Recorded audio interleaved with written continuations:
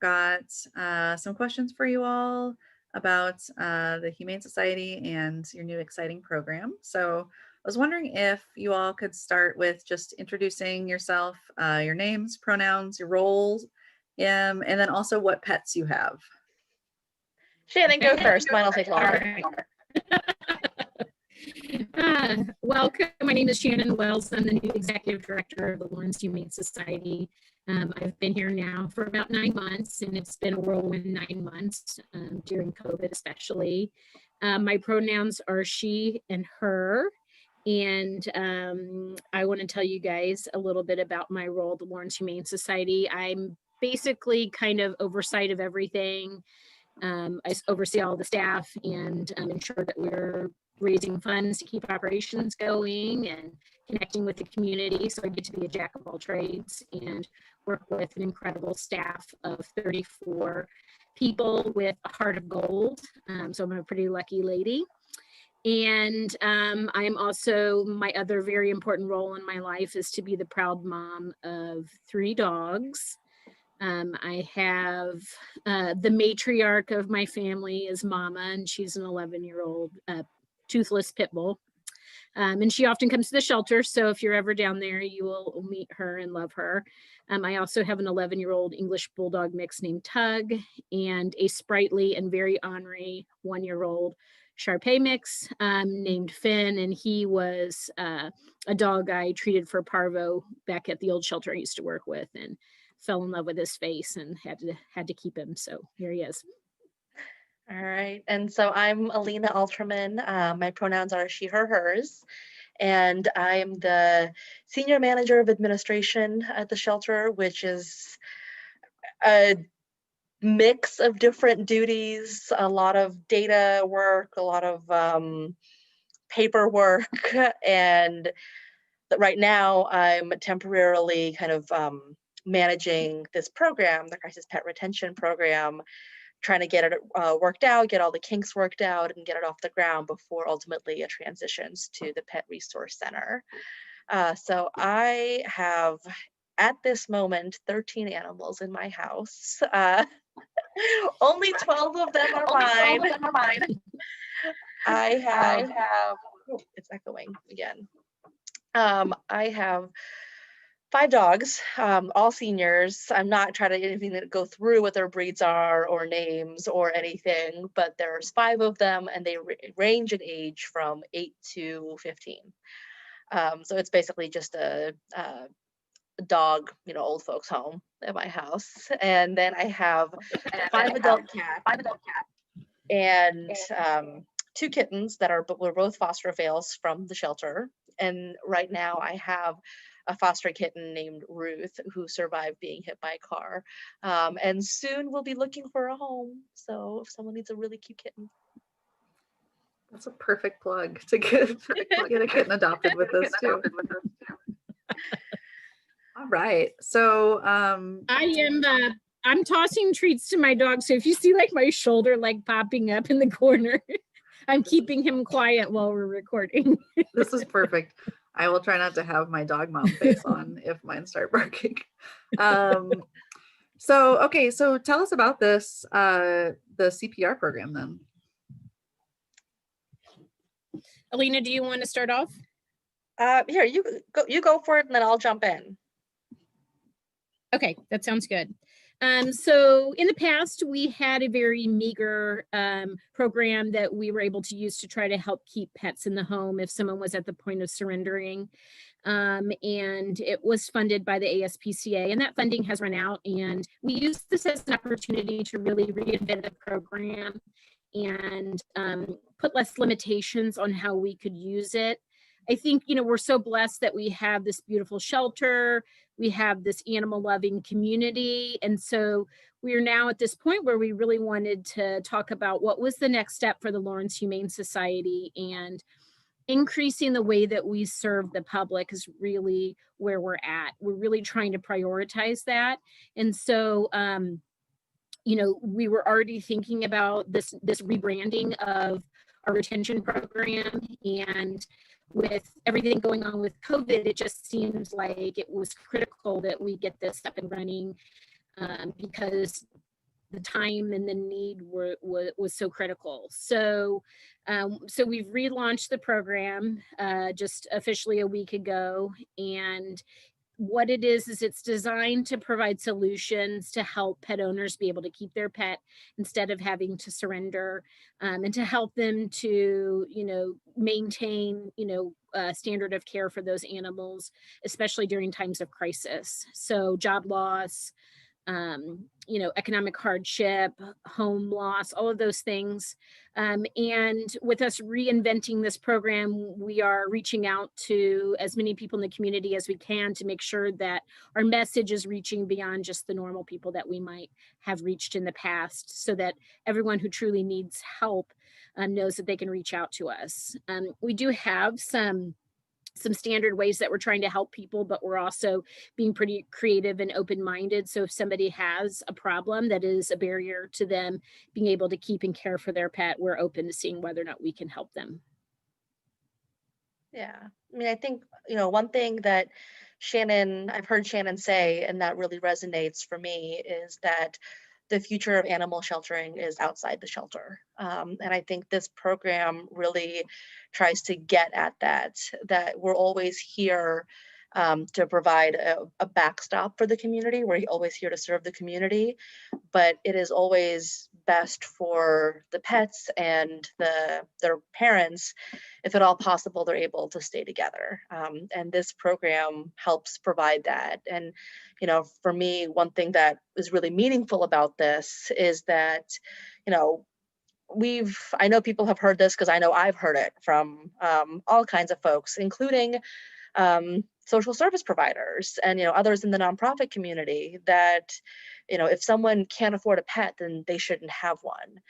And there's a lot of baggage in that kind of sentiment. There's a lot to unpack there. It's kind of a lot of classism and ableism and racism in a sentiment like that, because we know that every human is deserving of an unconditional love from a pet, and every pet is deserving of unconditional love from an owner, from a pet parent. And this program does away with all of those notions, knowing that all of us are one big emergency away from potentially becoming homeless.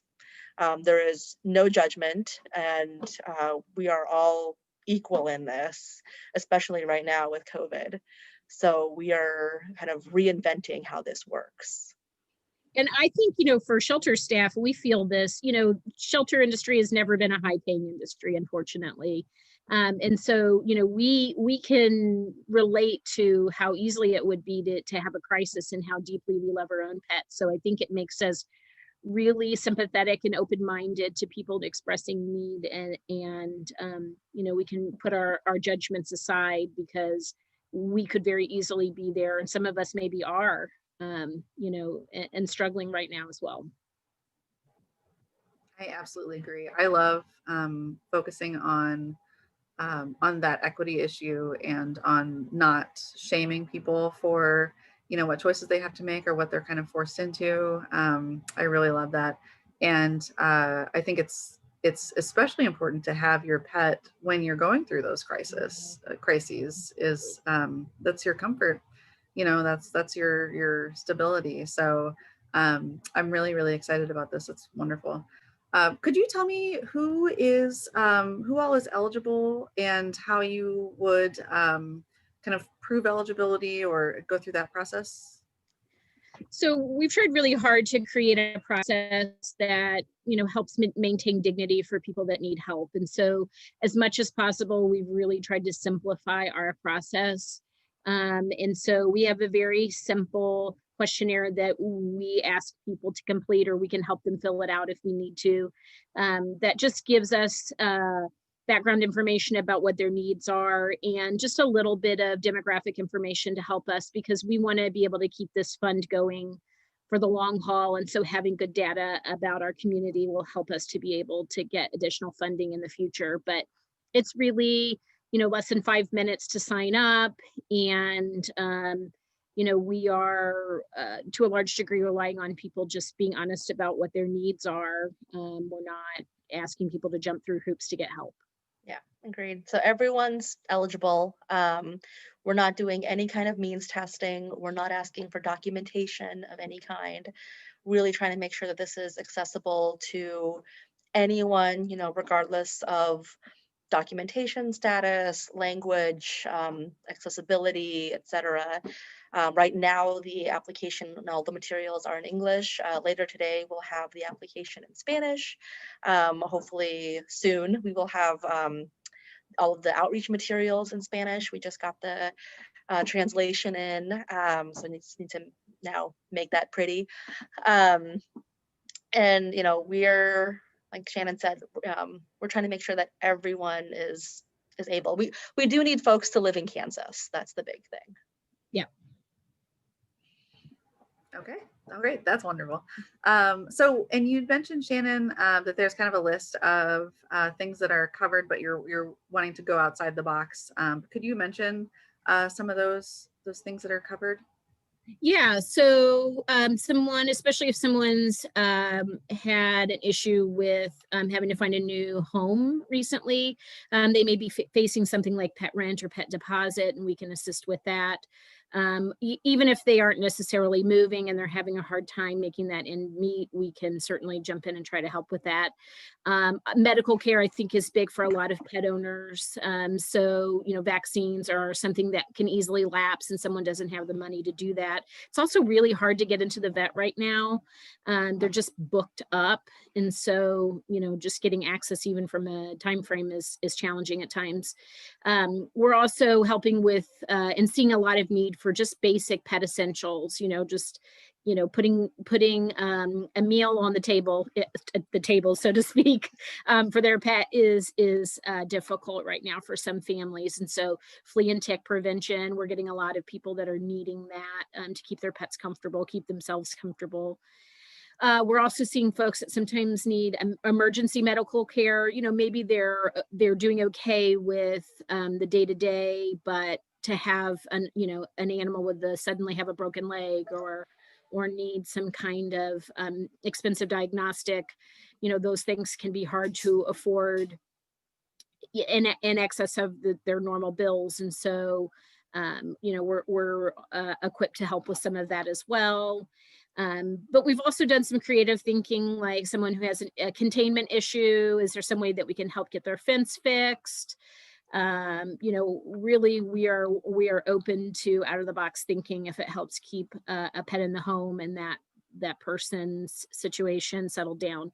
We are seeing a lot of folks that need help with temporary housing of their pet. So either placing those animals in a boarding facility, we like to try to use ones that have a doggy daycare component when we can, so the animals are happy and getting a great outlet. Or sometimes we're using our foster homes to help fill that need as well. So if someone has been displaced and they can't take their pet with them, but they're working on a solution that would allow them to be reunited with their pet, we really want to be able to do that. That's been one of the most rewarding things we've seen so far, I think, because people think they have no solution and then we're like, hey, we'll take care of your baby. And then we'd also try to direct them to other social service agencies that may be able to fill some of the other gaps that they have. And so that's really, it's so nice to have all these community partners that want to work together to problem solve folks that are in crisis right now. Yeah. Alina, anything else to add to? I think Shannon really covered all the services. I think one thing, it doesn't relate to the services, but I'll just kind of say is that, we're really grateful to our fosters. One thing that's been, this asks fosters to also suspend any judgment. It takes really special people to take an animal into your home for 3 months. And we found that has kind of been the average length of stay that folks are asking for is 3 months. And, to be willing to take an animal in for 3 months and love them and care for them and know that in the end, they're going back to their parents. And, so far we've had fosters that have, we've kind of softly launched this and the announcement went out to the fosters today officially. But we've had fosters that have been willing and wanting to connect with the pet's parents and provide them updates and provide them photos and try to set up visits. And I mean, I'm getting a little emotional talking about it. Like, that's a really special kind of person that'll do that. Yeah. We had a I guy who reached out to us who was in medical crisis, and he had adopted the dog from us a couple months prior. And he asked, was there any way that the pet parent that had fostered the dog could take the dog back during his recovery, because then he knew it would be with someone he knew and provide the most stable opportunity for that pet. And we were able to make that happen. And those kinds of solutions are just, they give me goosebumps. That's wonderful. And it provides the foster an opportunity to kind of check back in with probably a pet they fell in love with in the first place too. And I think it's really special for if you, like the medical leave thing, if you happen to get COVID and are, you know, unable to care for your pet or have to quarantine away or something like that, then this is a really nice thing to kind of rely on and not let that shake up your world even more than it already has. So Yeah, I mean, if we need to care for the animal, we can. If we need to drop off supplies, we can. We're really flexible to meet the needs. Yeah, that's wonderful. I get emotional thinking about this program. This is such a wonderful thing that you all are doing. And I think that also, like, pairing with the other community partners. So if someone needs, you know, utility assistance and also pet deposit or something like that, then the social service agencies can work together to kind of provide the wraparound services. yeah. How do you apply, or how do you get in contact with you guys specifically about this program? So there's different ways for folks to connect with us. There is an email address that folks can email, and it's cpr@lawrencehumane.org. Folks are welcome to call. There's a direct line for the CPR fund. It goes to a phone on my desk. So I'm trying to answer as many calls in real time as possible. And the number is 785-856-0223. And then there's also our website. The website directly for this is lawrencehumane.org/crisis pet retention. And once you go to that, there's a link you can click that says, you know, apply for the CPR fund, and that takes you directly to the application. Hopefully later today, if not today, then tomorrow, it'll also have that available in Spanish to go straight from the website as well. Once we get in that application, it goes to an automated form, and then you know, I'm trying to go through and contact everyone, you know, whether it's email or phone or voicemail, or that application that comes in. You know, I'm trying to get to everyone within 24 hours.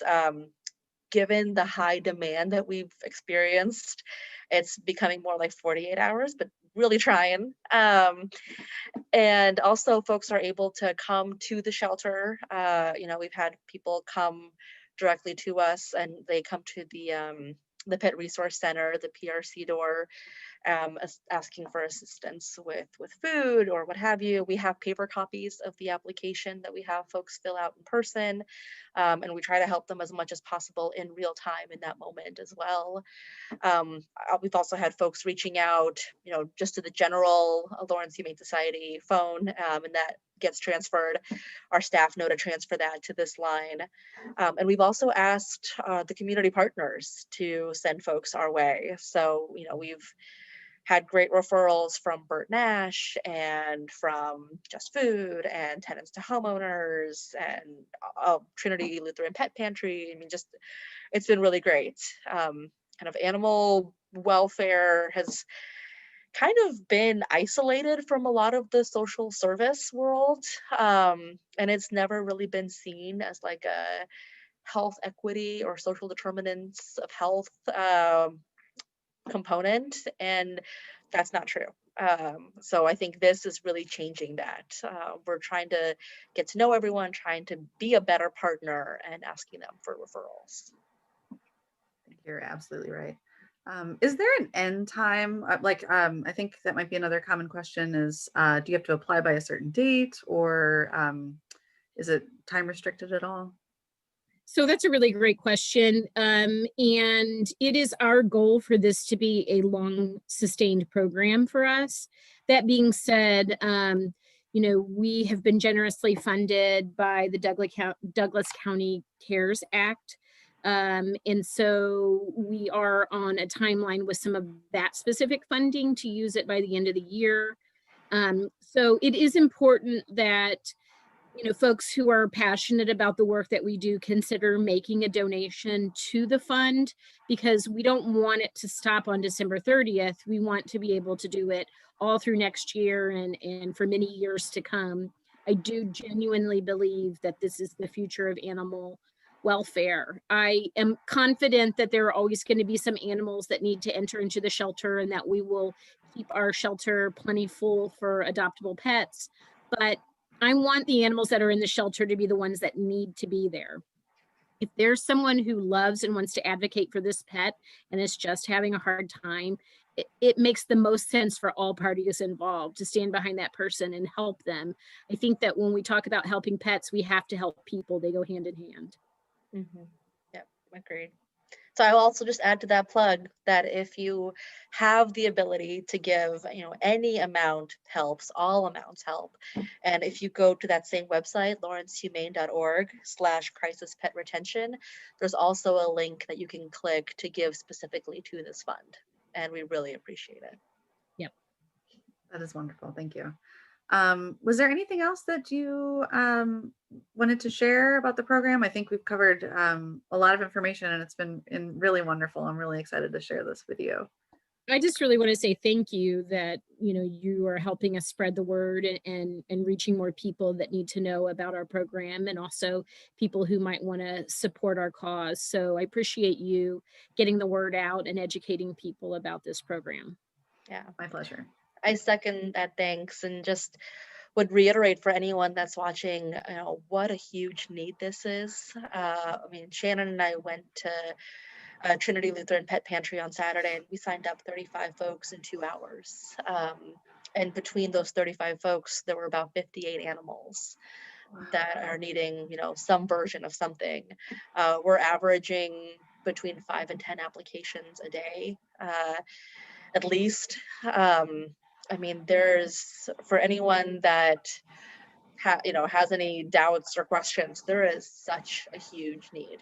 And we don't want folks to have to choose, do they feed themselves or their pet? Do they pay their utilities, or do they get their pets vaccinated? We want to make sure that everything is covered. That's great. I think most people, or many or most people I know, including myself, have had to kind of weigh out that at some point, if something comes up, just having to figure out what you're going to do. And like you said, it is a social determinant of health, is having that companion well and with you, and having that stability in your life. So yeah, that's really wonderful. Yeah, our pets are such an important component of our mental health. Yes. And I will add one more thing, which is just that, we're always looking for new foster homes. So if you are particularly impressed by this program and you want to specifically help someone who's in crisis, we would love to add you to our roster of foster homes. I have fostered. It's so fun. It's wonderful. It is. And you're better than me at giving the animals back. At a certain point, then it's like, okay, I'm ready. Yeah.